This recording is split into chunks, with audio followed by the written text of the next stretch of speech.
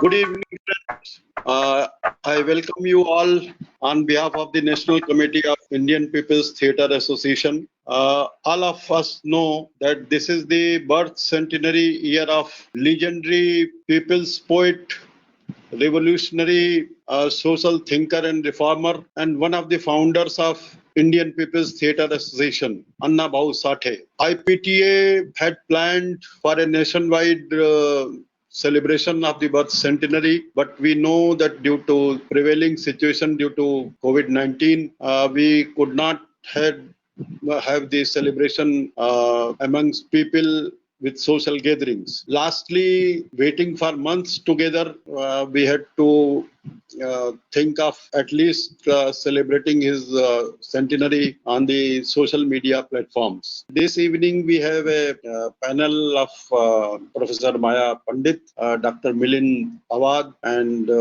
Dr. Bhalchand Kango. On behalf of National Committee, I welcome you all.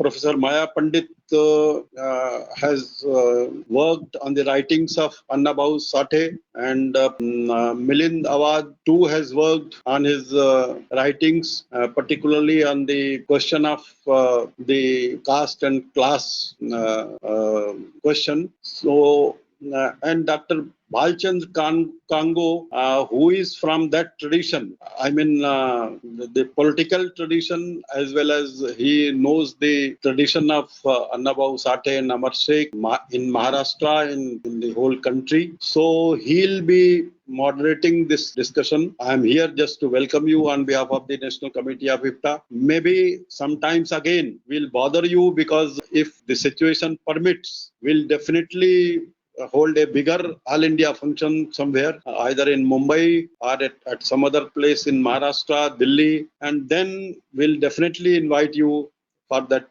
big occasion sometimes in near future. Let me at the outset welcome Professor Maya Pandit and my colleague Professor Milind Awad. Both of them are well versed and well known about the work of Anna Bhau Sathe, and both of them are not only lecturers or professors but also activists, and therefore it is a pleasure to be with them. In fact, both of them I consider to be authority, and as an editor of Yugantar and as the former state secretary of Maharashtra, I am proud to be associated with the party of which Comrade Anna Bhau was the member to the last. In fact, Comrade Anna Bhau Sathe started because of a deliberate attempt on the part of some intellectuals to distance him from the Communist Party. Anna Bhau's contribution to the literature is also known. I will not speak much about it because Milind and Maya Pandit will speak about it. So I will just say that it is very fitting that IPTA India decided to celebrate the birth centenary of Anna Bhau Sathe, because he was also a member of IPTA, and during the Bengal contributed a lot to the and subsequently he had contributed IPTA culture through his Lal Bauta Kalapathak, and therefore it is that IPTA is celebrating, and started this process of celebration. So with this in small stop, and I will request now Professor Maya Pandit, and I will ask her to share her thoughts about contribution of Anna Bhau Sathe and to the cultural movement of the time. Can you hear me now? Yes, we can hear you, Maya ji. Yeah, okay. Now, Anna Bhau Sathe, Comrade Anna Bhau Sathe, was one of the biggest writers. He is in the Marathi literary tradition. He has always been sort of downgraded as a so-called populist writer, etc. I think he was one of the most important writers of his times, and he is a product of his times also. You need to understand that. I mean, he did come from a very poor Mang caste, who are Dalits, and he spent his initial years of his life in a very poor Mang Basti in a village. But the times that he was working in, I mean, when he was very young, he went to school for only one day, that. And his teacher was so angry with him, and he beat him up. So he left school and said, I have nothing to do with this. But he learned all the folk forms, such as the Lavani, the Povada, the different forms of Lavani. Then the games, such as the Danpatta and Lejim and all those the fighting with swords, that kind of martial arts. So he had a very, very good understanding of his own tradition, and he was a people's man. Once he got introduced to Nana Patil, Kranti Singh Nana Patil, and he heard a very rousing speech. And then he was so inspired that he wanted to join the movement of Patri Sarkar, a very famous anti-British, anti-imperialist movement at that time. And his mother got so agitated that she said, "Let's go to Mumbai." His father was working in Mumbai. And they all walked all the 450 kilometers distance to Mumbai. And in Mumbai, you have to understand that this was a very turbulent period. And at that time, all the so-called convict castes were kept in settlements, and Anna Bhau and his family had to go and stay in settlements, from where he came out somehow, one way or the other, did everything that he could to survive poverty, look after his father was very ailing. And so he did all kinds of jobs, like he was a dog minder, child minder, coolie, you name a job and say which he hasn't done. He did everything. Anyway, and then he once went to the Lal Bauta office, where he sang out a povada on mosquitoes. He had this very great knack of humor, laughing at things, mm, sarcasm, irony, and he wrote a povada on mosquitoes, and that is how he reached people. People understood. Comrades like Comrade Dange, and then later on Randive, and many of the others were very impressed, and that is how he joined the party, if I'm not very wrong. But at that time, you need to understand that he is a product of the times that he was in. Um, Anna Bhau was living in a time which was characterized by the onslaught of fascism. The First World War was over, and the second was about to begin. The preparations for that were going on. There was a tremendous repression by the British of the Indians. Within India, there were people like, the communalists, like the Hindu Mahasabha and many of their other organizations and forces, the Hindutva forces. There were lots of, because of their influence and interference in the civic life, they were talking about is making India a Hindu nation or whatever. And lots of riots were taking place. You know that some of the riots, there was tremendous hunger. So riots, hunger on the international scale, fascism, the Second World War looming large, and then the oppressive policies of the British, and at the national level, state level also. And then people came together. I'm talking about 1933, 1935. People came together. I won't go into the history of PWA, but PWA has formed their first collection of stories. Angare was banned by the British. They had to go to London and open the branch, register themselves. Anyway, so it's very important, because PWA was a very progressive writers association, had a great influence on Anna Bhau, because they said that they were against the British, they were anti-imperialists, they were rationalists. They discarded spiritualism, they discarded obscurantism, they discarded um, idiotic ideologies of dominating people with the help of superstitions, false spiritualism, and all kinds of things. And they said, we want to write literature which will now be a literature of scientific rationalism, which will inspire people to resist.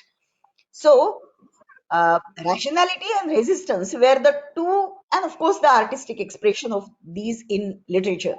They said, we reject this tradition where, you make songs of tears. We want something, and songs of gods and spiritualism and whatever. We want something which analyzes the society and lets us look into what has created this oppression. And you know that Nabana and quite a few other pieces of the later on IPTA, uh, these are PWA and IPTA are very closely associated. The IPTA was slightly later formed by lots of film people whom we know, and writers also. And this was the atmosphere. So in on the national level, the state level, there were lots of, on the national level, the Tibhaga Andolan was taking place, the Telangana Andolan agitation was taking place. And at the same time in Maharashtra, the CPI was also working for the rights of the Adivasis, where in Thane Palghar district, Shamrao and they were involved in uh, collecting together, giving force and direction to the resistance of the Adivasis in those districts. All of this work was like a very vibrant atmosphere where there was a feeling for freedom. There was this urge to resist oppression, resist injustice. And Anna Bhau imbibed all these spirits very well because he identified himself with the problems of people living in Mumbai, living in his village in the Mangwada, all the poor and the oppressed. And you talk about the Adivasis, you talk about the oppressed, you talk about the workers, you talk about the peasants, you talk about the landless laborers, you talk about the caste. Everything comes together with a huge force in his writing. He began his career by writing, of course, Lal Bauta Kalapathak, and they had beautiful povadas like on Stalingrad, China, Bengal's famine, मुंबईचा गिरणी कामगार, the worker, textile worker of Mumbai, अमळनेरचे Amar हुतात्मे. There were lots of povadas that he went to write. In fact, the Lal Bauta Kalapathak became so famous that once they uh, wrote a Lokanatya and took to people in Dhule area. The Lokanatya described the operation of a manager of a textile factory. And there was an identical thing happening in Jalgaon Dhule Jalgaon at that time. And people were so influenced that the managing board of directors, they just drove away whoever was working as the manager, because they said, you are giving us such a bad name and you are following such oppressive practices, and workers are very unhappy and we don't want you. So it was a huge victory for, I mean, very rarely you find a literary work giving you these kinds of results instantaneously, and that is what Anna Bhau did. But on the whole, the Lal Bauta Kalapathak, the second phase of this started when the Sanyukta Maharashtra movement started and went on for 3-4 years.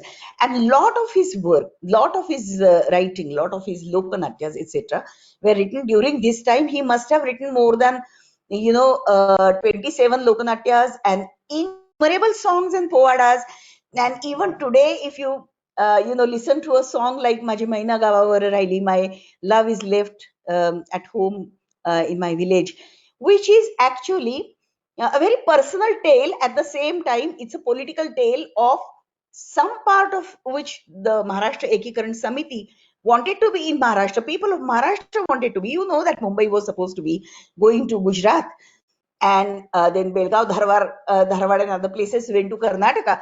And was the Sayukta Maharashtra Samiti fought desperately to keep Mumbai in Maharashtra, to make the Marathi man, understand what was the politics at that time. The Congress, uh, I'm taking lots of political development at the same time, I know, but after freedom, when S.K. Patil became, and Morarji Desai became the chief minister of Mumbai, this was what was happening. And Morarji Desai, as you know, has brought in a lot of regulations to control artists. In fact, the very draconian censorship act was brought into focus. Lots of people were put into prison, including Anna Bhau Sathe. They were rejected passports, they were rejected permission to move out. That is how Anna Bhau, but anyway, Anna Bhau was part of Sayukta Maharashtra movement, and he wrote a rousing plays to represent the angst of people, the political angst, emotional angst, the social angst. And after that, the third phase in his life comes with writing novels and short stories, fictional narratives. And I would like to talk about one major fictional. I mean, there is always this debate about, whether his famous novel Fakira, for instance, is a novel about people from the Mang caste or people from, all oppressed people. Now, you must understand again the political situation at that time, that when Anna Bhau, after independence, up to the 60s, 1955 onwards, what you had on the one hand were different concepts of the nation developing. On the one hand, the Hindu Mahasabha and all the other Hindutva forces were talking about the great Hindu nation, the cultural nationalist position, where they wanted to go back and create a Hindu nation, Hindu India. There was the other nation, the feudal forces and the capitalist forces which wanted a capitalist India. And Phule describes these as the Shedji Bhajinza Rajya. But there was a third force which wanted, and it was a little part of the Nehruvian vision of socialism as well, a socialist India, where real power would go into the hands of people. The Congress, of course, didn't do it. But the point was that in these conceptualizations of nation, Anna Bhau was proposing a look of the nation from below. Now, what do I mean by that? I mean that he wanted a nation which was a nation of the ordinary people, ordinary workers, ordinary Dalits, ordinary oppressed people in the society, the Adivasis, the workers, the whoever it was who was being oppressed by the feudal forces, capitalist forces, and by the rightist, religious fanatics, because riots were happening all the time during this period. Now, against this, so you need to place Anna Bhau in the social and political context, basically, before independence, during independence, and after independence, the Sayukta Maharashtra movement onwards. And I'll just take one example, and I think after that I'll stop, Comrade Kango, because I don't want to talk more on this, though one can go on endlessly talking about Anna Bhau Sathe. I would give one example of his novel Fakira. He wrote many novels. He wrote some 23, 30 novels. But Fakira is the best, according to me. And it's supposed to be one of the most wonderful novels that I read. Not just me. I mean, I come from a very rural area. And I remember in my college, most of us, if not anything else, had read Fakira. At that time, people like, for instance, Phadke and Khandekar were very famous. Nasi Phadke and Mr. Khandekar. The established Marathi tradition was talking about, stalwarts like Phadke and Khandekar. And Anna Bhau Sathe was treated as just a populist writer. But it's not so easy to discard Anna Bhau like that, because Anna Bhau was talking about his vision of a nation, and for any nation you need to have heroes of history which come from the people. And Anna Bhau was not talking about like Khandekar or Phadke or Puba Bhave or many other people writing novels, especially during his time, about the middle class nostalgia, the middle class romanticism, the middle class love affairs. He was talking about people, and he wanted a nation in which he would have heroes coming from people, from the downtrodden. You take any of his short stories, any of his novels, Vaijayanta, Makdicha Mal, you can take any more. These stories like Barbadya Khanzari. There's so many of them. In fact, you can't quote from everything in such a short period. But I just illustrate why Fakira and Anna Bhau Sathe was better than anything else. Uh, he is a popular writer, yes, because he writes from the language of people. He writes from perspective of the common people, and he writes about an empathy which binds all people together, all oppressed people together into the bond of unity. For instance, now take the case of Fakir. It's a very political writing, though people don't understand it under the veneer of its so-called populist writing. Because the language is very simple, because it also has a love angle to it. But in this novel, you must understand the draconian 1874 uh, uh, Communities Act, which branded some communities as criminals. So it was called a criminal community act. Um, According to this act, quite a few communities all across India, not just the Bangs from Maharashtra. In fact, the Bangs were treated as criminals, born criminals. But the monks actually came from a very glorious tradition. They were known people, known famous for their valor, their bravery, and they were no less than the Mahars. But the Mahars were given a regiment, Mahar regiment, whereas the monks were treated as criminals and branded as criminals. Their lands were taken away. Older kings, Shivaji Maharaj, for instance, had granted them lots of awards, Vatandari, and lots of rights. All of these were taken away, and these people were told to either go to prison, and they were sent to prison. It was like the lost generation in Australia. You've heard about it, like the lost generation of in the case of aborigines from Australia, even in India, and not just in the case of Mang society, Mang community, lots of Santals, Tomars, lots of communities across India were subjected to this draconian act. The families were dispersed. The parents were at one place, the husband was one place, wife was another place, children were. And don't think that right from the 18th century onwards, all across to the 19th century, the British were treating the communities, different kinds of tribal communities, in such a way as to brand them as criminals. Their land was taken away and they were declared as criminals and they were put into prison and they were punished severely. They had to go to the police kacheri, the Patil kacheri, every day and give a roll call. And when Anna Bhau realized all this, it's not just in his mind somewhere.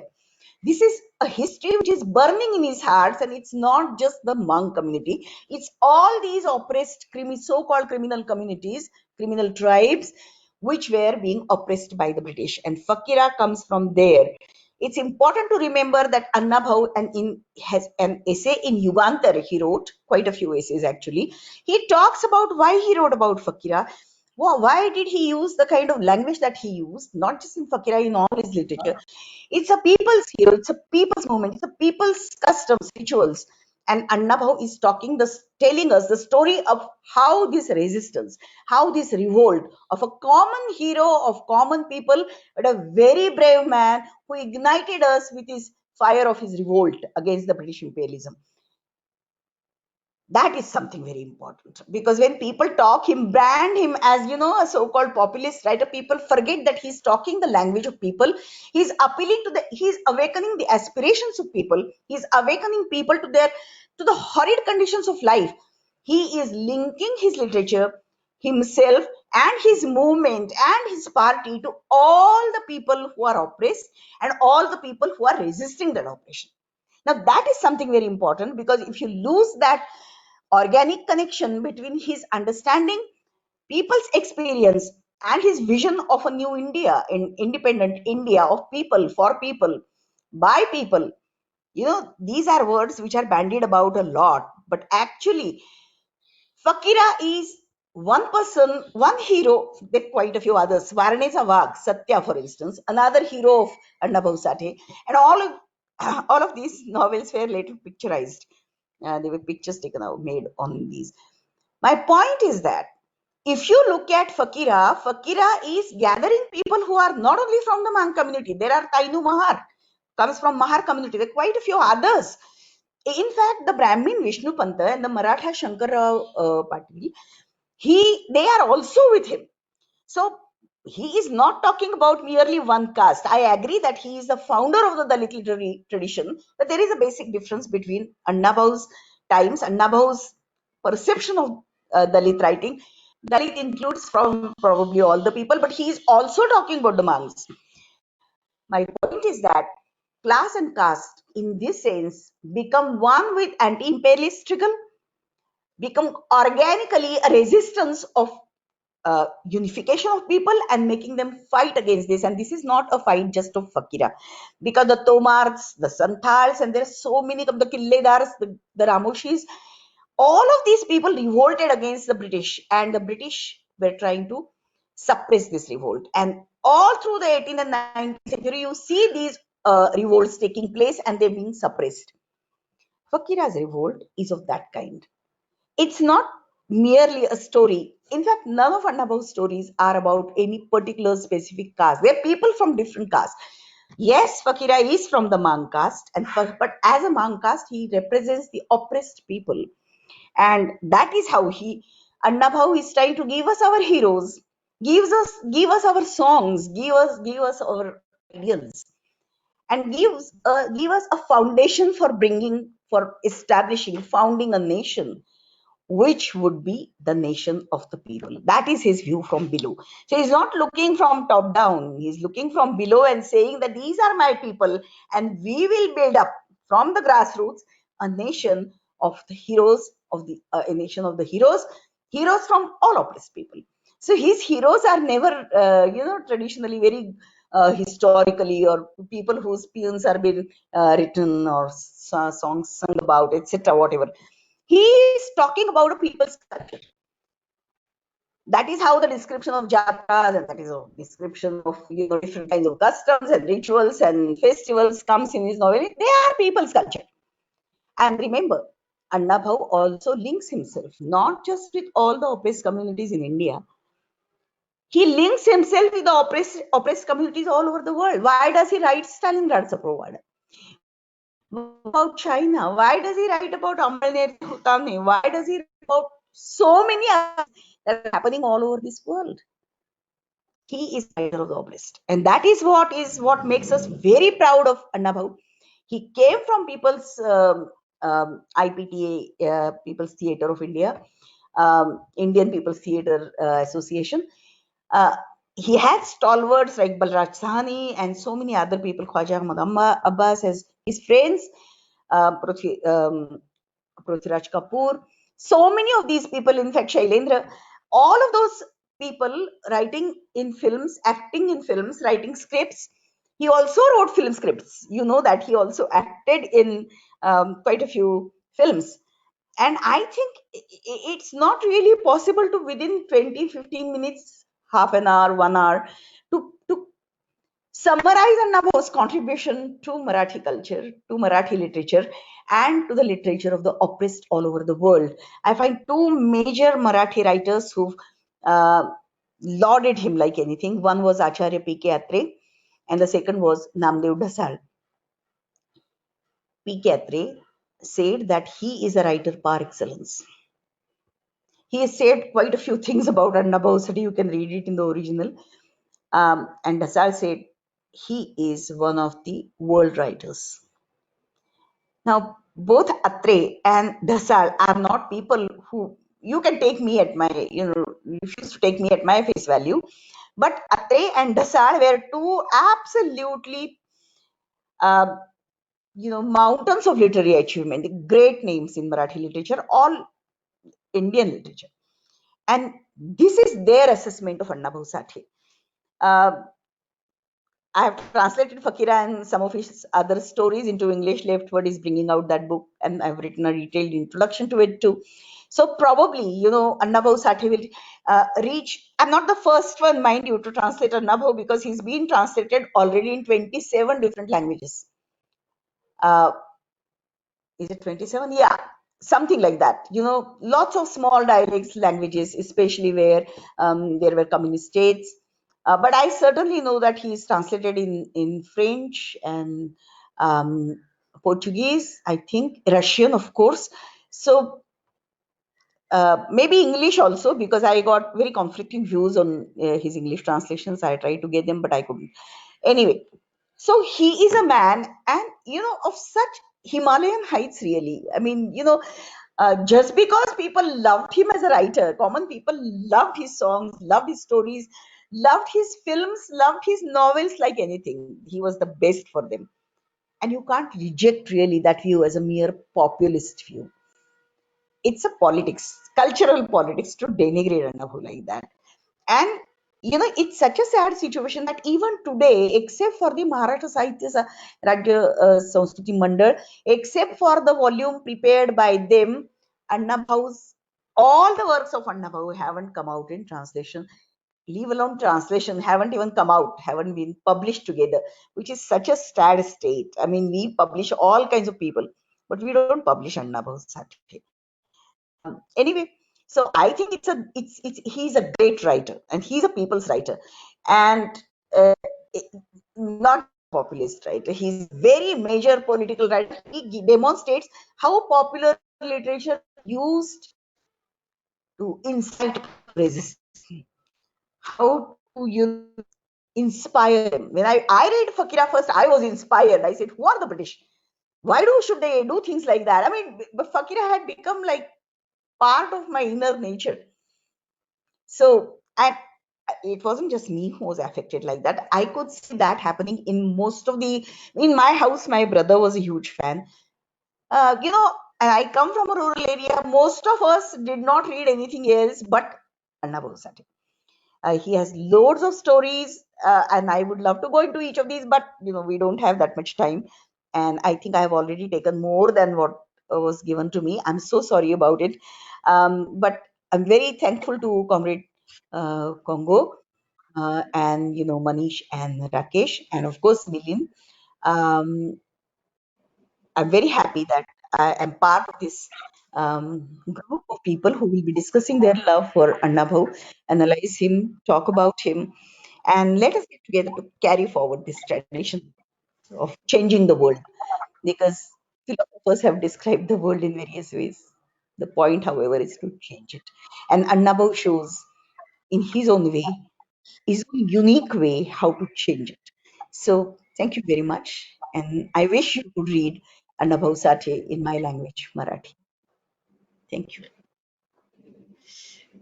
Thank you, Mayaji. And fortunately, Dr. Congo's connection had too much trouble and he could not reconnect. I would now request Milind to share his views. Your mic is muted, Milind. Can you hear me now? Yes, it's fine now. Thank you, Rakeshji, Manishji, and IPTA for organizing this timely and one of the important talk, which will take Anna Bhau's writing and his work at national level, which will probably give more analytical and reflective capacity of pan-Indian thinkers and intellectuals to respond Anna Bhau's work. I think Anna Bhau is one of the important Dalit writer who started to write in 1940s. It's very 1940s onwards. Anna Bhau was born in 1920. As Professor Maya Pandit told that Anna Bhau was born in Mang community, one of the vulnerable and one of the most excluded, untouchable community in Maharashtra. He was born in Wategaon and then later on came to Mumbai in his childhood. Anna Bhau's entire lifespan is very little. He lived hardly 49 years. Anna Bhau started his writing sometime around 1940s. It's very nicely described in, I think, Arjun Dangle's book, Samagra Vangmay, in which Dangle writes that Anna Bhau wrote first Povada, which is mosquitoes Povada, Povadas on mosquito. And he went in Matunga, today's that time's Matunga labor camp, which was one of the important meeting center of party leaders and party workers. So basically, Anna Bhau is writing in a time when left politics was one of the important visible ideological politics in Mumbai. Trade union was on its peak of the political stand. Anna Bhau is writing in a time when nationalist freedom movement was taking place under the leadership of Mahatma Gandhi. Anna Bhau is writing in a time when Dr. Babasaheb Ambedkar was actually fighting for the separate electoral Golmich Parishad 1932, Roundtable Conference 1932-1930s, entire Ambedkar's movement in Maharashtra and nation. So I think it's very important to think about the time when Anna Bhau is writing Anna Bhau is writing and working as an activist in left movement in 1940s. I think I will like to see Anna Bhau's work as one body of work and want to see the correspondence between his various literary forms of work such as poemas, short stories, novels, loknatyas, launis, and then later on few stories which was used as a film script, which is used for the script of the film, such as Fakira, and 6-7 films were directed on his scripts. So I think his Povada is one of the important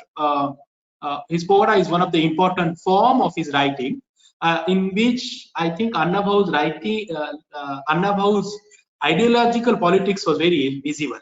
So if you take the example of 1942's IPTA's program, which was organized for the people of Bengal, right, 1942.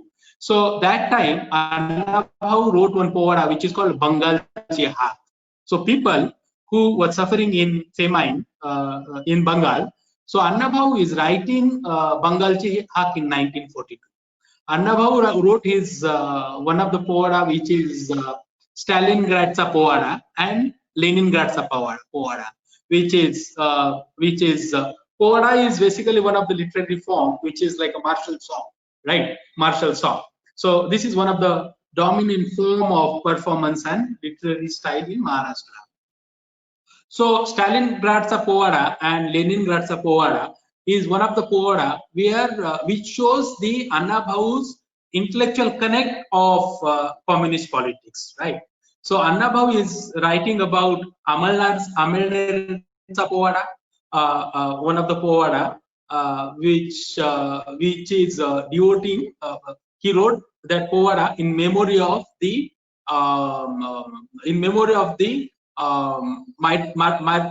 martyrdom who was killed in I think Sanyukta Maharashtra Chळवळ, right? Amalnersa povada. So Anna Bhau is writing interstate issue. Anna Bhau is writing intrastate issue. Anna Bhau is writing at international level, which is Amalnersa povada and Stalingradsa povada. So it's very important to see the intellectual correspondence of Anna Bhau, which is developed under the political atmosphere of contemporary Communist Party of India and cultural forums such as IPTA, Lal Bauta Kalapatak, and so on. So basically, Anna Bhau's literary work, for instance, Povada, is one of the important conscious act of work which had displayed the political, intellectual politics of contemporary left on the issues of trade workers, trade on the issue of mill workers issue, which is reflected in the Mumbaichi Lavani. Anna Bhau's one of the important povada which is about Ekjutisa Neta. Ekjutisa Neta was about the unified Maharashtra movement, which perpetuated under the leadership of caste elite and lower caste activists such as Anna Bhau, Amar Sheikh, Gavankar, Nana Patil, and one of the fold which was Comrade Dange, which was Acharya Atre, or Mumbai-based caste elite leadership, which was actually talking about the unified Maharashtra movement. So Anna Bhau's entire work on trade unions leader or povadas on mill workers issues, which is reflected in the Mumbaichi Lavani. One of the important Lavani, which is still very popular, which is about the Maji Maina Gawavar Raili Mumbaichi Hotiye Kai. So social alienation of the workers who is working in Mumbai. So migrant workers alienation, which is reflected in that Lavani, Maji Maina Gawavar Raili, Maja Jivachi Hotiye Kai. So during COVID, we might have seen that workers are walking back to home, and that entire pathos of their life was very much visible in social media and in mainstream media, where workers had workers is one of the vulnerable community during pandemic. So Anna Bhau is writing about the workers which was forcefully alienated socially and culturally due to capitalist and social structure, existing capitalist state capitalism and social structure of casteism. So basically, Anna Bhau's Povara is one of the important conscious act of writing. Sometimes I think he was propagating means of writing, which is about very conscious act of political mobilization. Political mobilization of left ideology-led various issues, political mobilization such as Sanyukta Maharashtra Chalwal, political mobilization on the international issues, which is reflected in the povadas of Stalingrad's Povada and Leningrad's Povada. It shows the intellectual correspondence of Anna Bhau and the intellectual influence of contemporary political environment on Anna Bhau. Anna Bhau lastly wrote very favorite line. Nowadays that line is used as one of the important line to connect Anna Bhau with Ambedkarism, which is मला जग बदल घालून घावं सांगून गेले मज Bhimrao. Fakira, as Professor Maya mentioned, that novel was devoted to Dr. Babasaheb Ambedkar. He used Povara as a form to mobilize political opinion in 1940 onwards. Okay, so the last sentence which I was talking about was Anna Bhau's Povaras, which was one of the important act of work which is mobilizing political opinion. So his Stalingrad's Povara and Leningrad's Povara was about the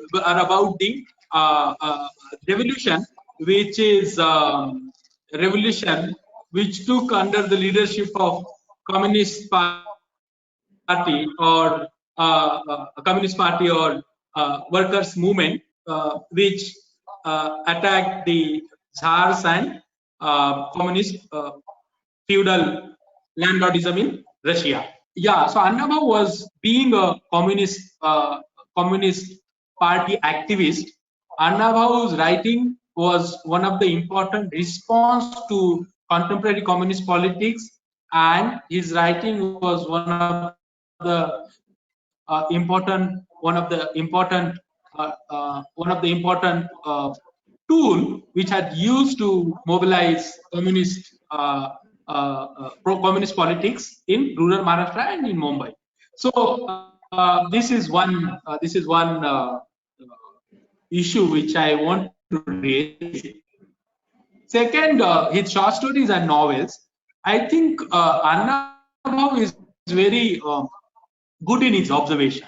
So whenever I'm reading Anna Bhau, I feel that Anna Bhau is actually documenting the social picture as an ethnographer. So Anna Bhau is writing as a social ethnographer. So his various stories is about Dalits, is about nomadic tribe, is about tribes, is about VJNT nomadic tribes, and is about multiculturalism in Mumbai slums, right? So his stories about so his wide range of stories are his wide range of stories is comprehensive document in which Anna Bhau is writing as an ethnographer, where he's doing the documentation of his social observation. So here it's very important to think that Anna Bhau is actually writing about the untouchability. Anna Bhau is writing about the stigmatized Dalit subjectivity. Anna Bhau is writing about the historically humiliated masses, which is Dalit in urban Maharashtra, in rural Maharashtra. Anna Bhau is writing about the multiculturalism in Mumbai slums, in contemporary Mumbai slums during 40s, 50s. Anna Bhau is writing about the intra-caste relationship. Anna Bhau is writing about the inter-caste relationship. Anna Bhau is writing about the various nomadic tribes issues. So each story is certain kind of ethnographic observation of particular communities. So it's very important to see that how Anna Bhau is unpacking this historically humiliated masses stigma. So if we take the example of his stories such as its important stories such as various stories, but like Smashanatla Sona. So Smashanatla Sona, which is I think translated in English. So Smashanatla Sona is about the person who had to dig human dead body in the graveyard, and he could sustain whatever was getting through the dead body. So basically, someone who was forced to live forced to live immense poverty. So the story is about Smashanatla Sona is about the pathos of life, which pathos of life, which is forced. So forceful poverty is one of the important theme of Anna Bhau's writing.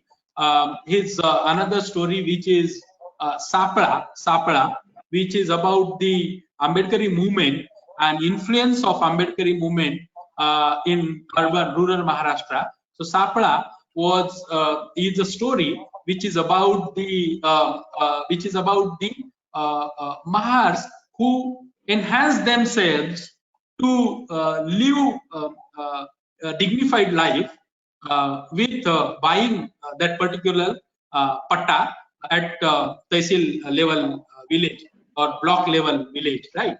So the message which was picked by Mahars was documented in Anna Bhau's stories. Is another story. I'm not able to recollect the name of the story, but it is about the Mang, Mahar, and Chambar's relationship, cultural conflict between Mang, Mahar, and Chambar.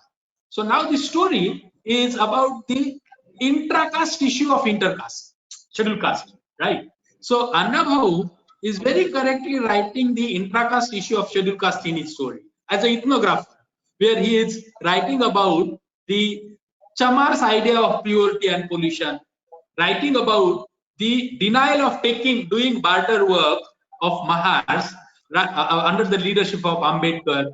He is writing about the Mang, which is victim of purity pollution and dislocated in the process of social mobilization, right? So it's very important to see that how Anna Bhau is raising the issue of social mobilization in the existing cultural conflict of barter castes.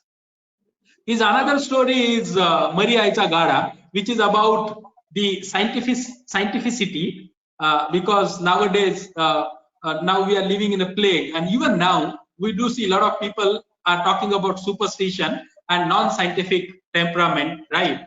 So Anna Bhau is writing in a time when scientific temperament was not taken place, and Anna Bhau is writing about the filth, writing about the epidemic disease and the filth in the villages.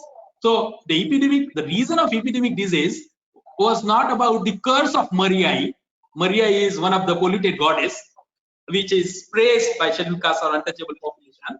So the epidemic disease, is not about the curse of Mariai, goddess Mariai, but that epidemic disease was taking place because of the filth in the village. And Anna Bhau is writing about that.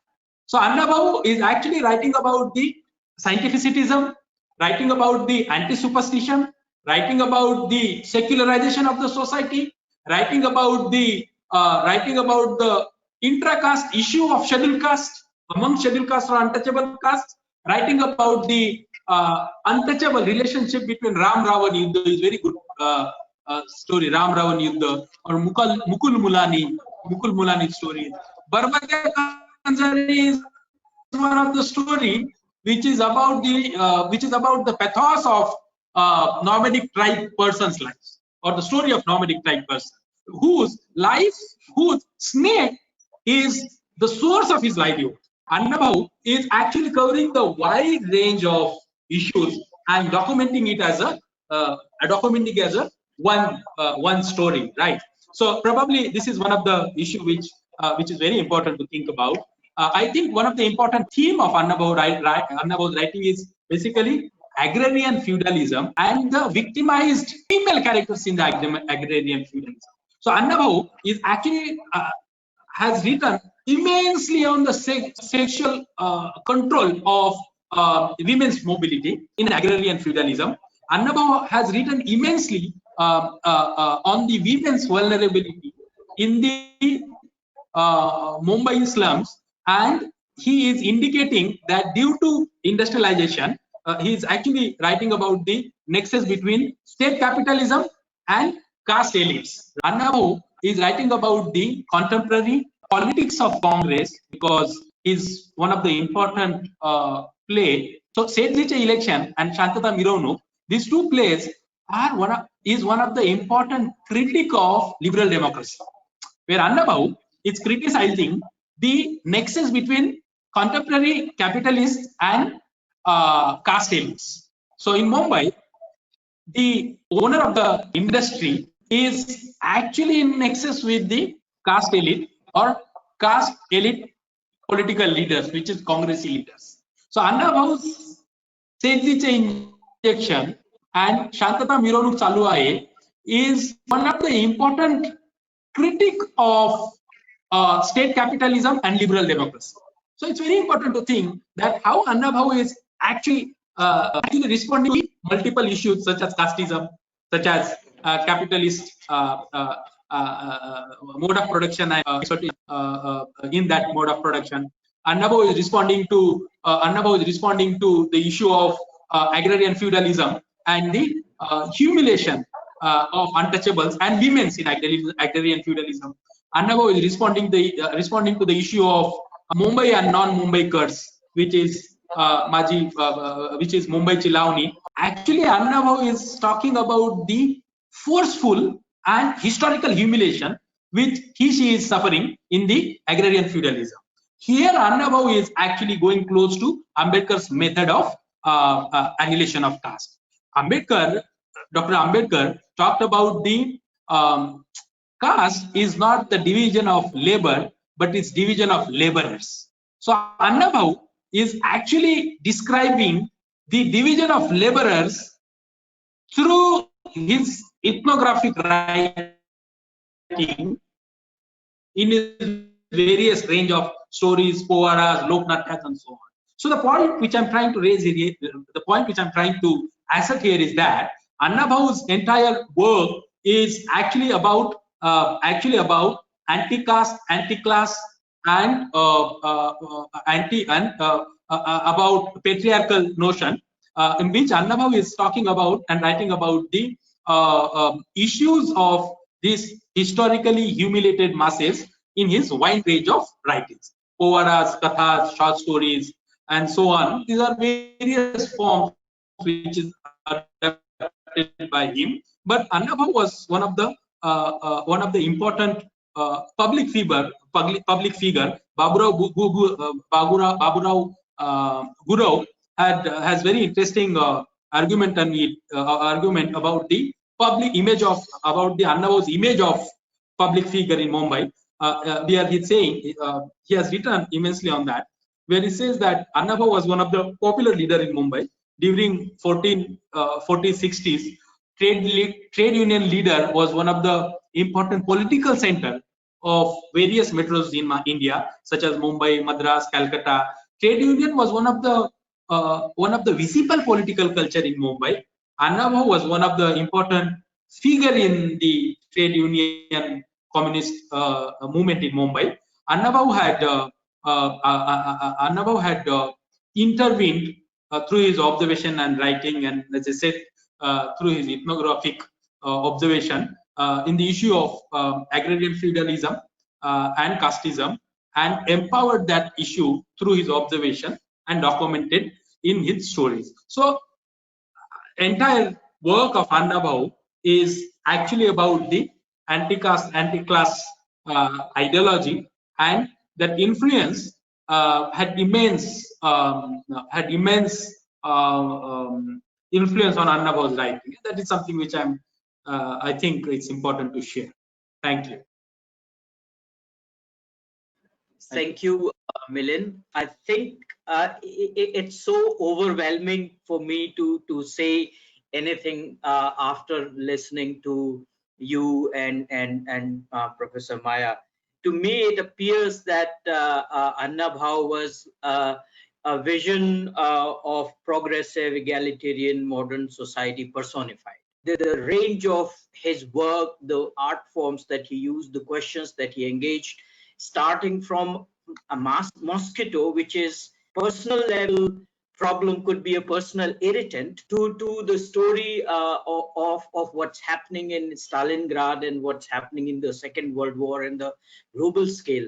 That is really the establishes the towering figure or the image that we have of Anna Bhau Sathe. And I think the reference to mosquito and what you said about the health problem, that it is not because of superstition but because of filth, and as well as linking the poor condition of working class and migrants to the capitalist system. I think that brings us to a point which is very contemporary issue to us today in the times of corona, that the spread of disease is very much part and parcel of the capitalist production and circulation and network, but the real victims of that network are the people who kind of carry the burden of that system on their backs and shoulders. So it's really wonderful and inspiring to know, to hear about Anna Bhau Sathe's work from you and Maya. Unfortunately, I think Comrade Kango is still offline, but we still have Rakesh and Ushaji with us. So Rakesh or Ushaji, if you have any comments or questions to Milind or Mayaji, please go ahead. I have just one question to perhaps both of you. You have very categorically described the contemporary situation in which Anna Bhau's writing came to us, and that is a time when there were two things around. One is the fascist forces around the world, and response of the people to the fascism at that time. And today, the tendency of the internationalism, the way the corporate is internationally linked, but the internationalism, when we talk about the working class of the downtrodden people, that is fading. So what do we get out of the thread we get from writings of such stalwarts? The point is that today, whatever Anna Bhau was resisting to has come back with full force. So it's still there. Like we have now advanced capitalism. We have imperialism in, Trump and, all and co are doing that. There is a tremendous rightist movement of religious fanaticism, which is illustrated by what happened in Delhi riots, what happened in the case of JNU, Delhi University, many more universities in India, what happened in the increasing violence against Dalits, against workers, what happens in Maruti plants and whatever, the draconian laws that the government is bringing against labor, against the labor laws, for instance, they are being cancelled. And whatever small things that people were getting, even that this government, and the worst of all, is also the stifling of expression, freedom of expression of journalists, of writers, where a writer like Perumal has to say that I'm committing suicide, where writers are put behind bars, where a poet like Varavara Rao, for instance, is put behind bars. So I think the rightist forces are coming back with vengeance, and they're going to ruin the constitution that we, the common people of India, we the people of India, which we fought for, which we won for our country, which we won for ourselves. It's my country, it's our country, for us, for our people, for all of us. Now this is being sort of stifled, constricted to a chosen few, the feudal chosen few, the capitalist chosen few. So it's the chosen few capitalists. Anybody can get up and join that group and start media you were talking about. So you have a whole army of people who will vitiate the atmosphere with false notes, with false mails, with false messages, with maligning. Where people like Ravish Kumar, for instance, are targeted so much that he had to write a letter to the Prime Minister. How many examples does one need to say that these forces are back with a vengeance and they need to be resisted? I think one word that we must learn from Annabhau anew is resistance. Stand with pride in your traditions, not these kinds of traditions, the right kind of traditions of resistance. Music is a wonderful tradition, architecture is a wonderful tradition, but fanaticism, caste system, these are ignominious traditions. They need to be done away with. So Annabhau is actually talking about the spirit of Renaissance, the spirit of liberal Marxist. Why liberal?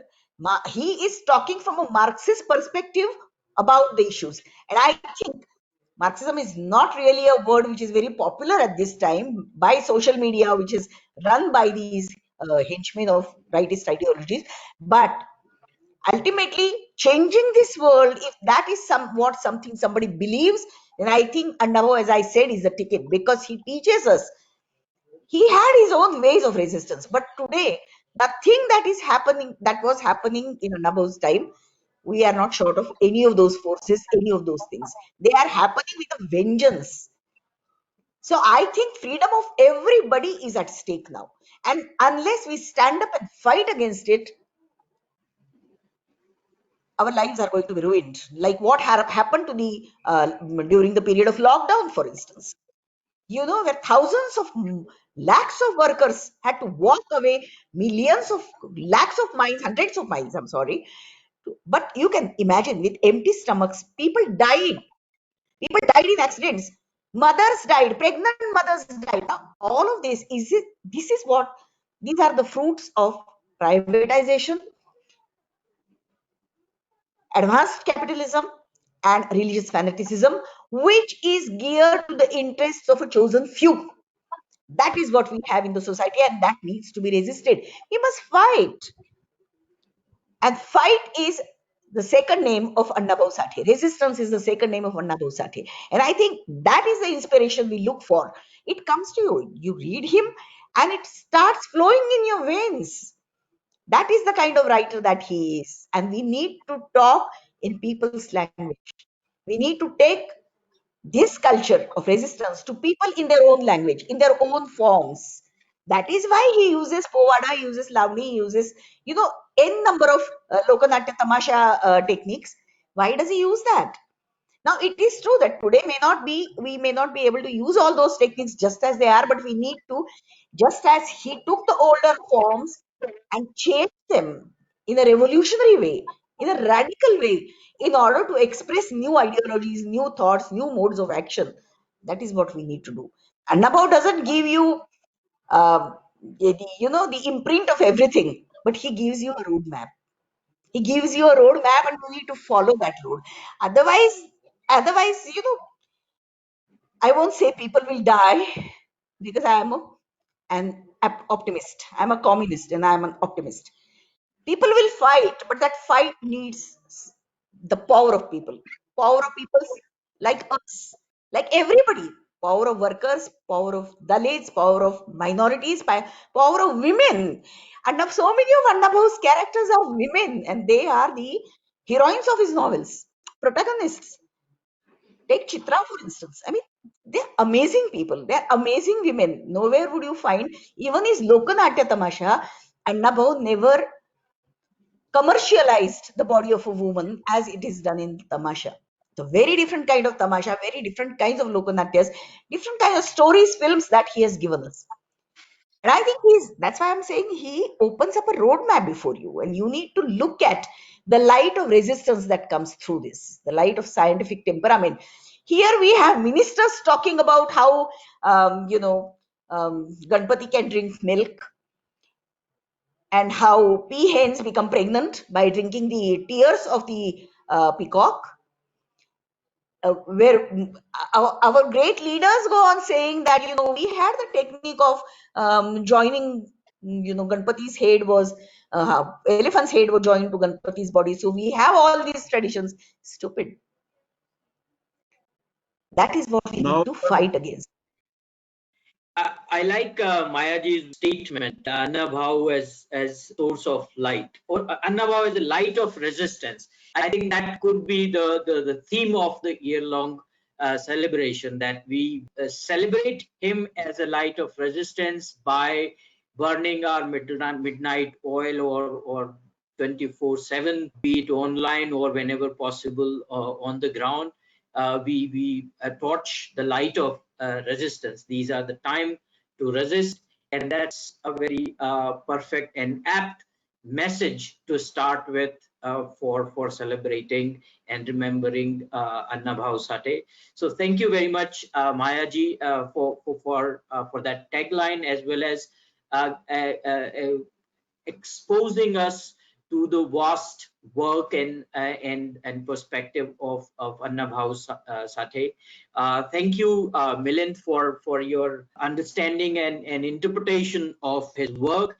And I would also take away from your presentation that the creative work, writing or performing, is actually a conscious act of political mobilization, and that's the right time for organizations which are part of the tradition of IPTA and who are the heirs of Anna Bhau Sathe, that we establish that slogan, that people's theater stars the people, that art for art's sake has to go on the margins, and art has to be a conscious political act. All creative activities today have to be a conscious political act. The new form of aesthetics needs to be worked upon and brought in the center. It has been really very inspiring, and we've when I think about it, that it's 100th year of Anna Bhau Sathe, and we are part of an organization that he founded, it feels as if I am 100 years old, and that responsibility is with me. With that, very much, and we will certainly ask for your more time, but for the time being, thank you from my PTA side. Thank you, Mayaji. Thank you, Milind.